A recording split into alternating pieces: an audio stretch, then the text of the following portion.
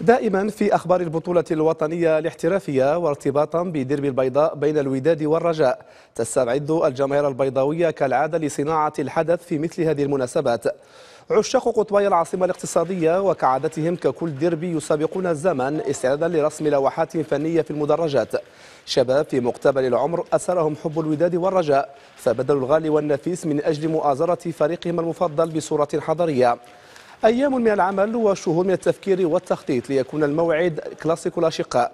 إبداعات الجماهير المغربية جعلت ديربي القلعتين الحمراء والخضراء يكتسب شهرة واسعة كأحد أقوى الديربيات في إفريقيا والعالم العربي، بل حتى على الصعيد الدولي. النسخة الثانية عشر بعد المئة من ديربي البيضاء ستكون فرصة أيضا لإعادة الفرجة إلى الملاعب ودعوة لنبذ أعمال الشغب التي شهدتها مؤخرا بعض الملاعب الوطنية. كيف كتشوفوا هذه الايام الاخيره كاع المنابر الاعلاميه كلها كتكلم على ظاهره الشغب؟ بالنسبه لنا حنا كمجموعه الترا ايجلز خاصه وجمهور فريق الرجاء البيضاوي عامه، بعيدين كل البعد على هذه الاعمال المشينه اللي كتخدش الملاعب المغربيه.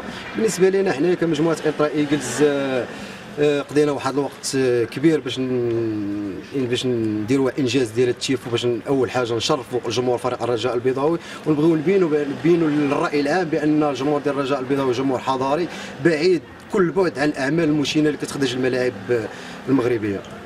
العدد اللي كيخدم فيه نورمالمون كاين شي اعمال اللي كيقوموا بهم جميع الاعضاء ديال المجموعه واللي اللي هما بالمئات، وكنديروا لهم واحد النداء في الانترنت وكيجيو كيخدموا معنا مجموعين. وكاين شي اعمال اللي ما خصناش نعرفوهم لجميع الاعضاء كيخدموهم ما يسمى بالنواه، واحد المجموعه ديال الاعضاء هما اللي كيخدموا هذيك الاعمال.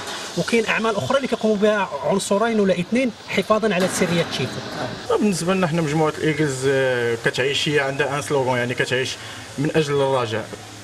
كيف ما كان يعني الخصم كان الوداد او اي فريق اخر، فان الايجلز مجموعه الايجلز غتكون حاضره، يعني والعمل ديالنا غادي يكون من اجل الرجاء، من اجل واحد الشعب يعني كيتسناك، ماشي يعني في كازا او خارج كازا، يعني بنادم كيتسنى اشنو غدير ليه انت، غتشرفوا. هادشي اللي كيهمنا حنا كمجموعه ديال الالترا ايجلز.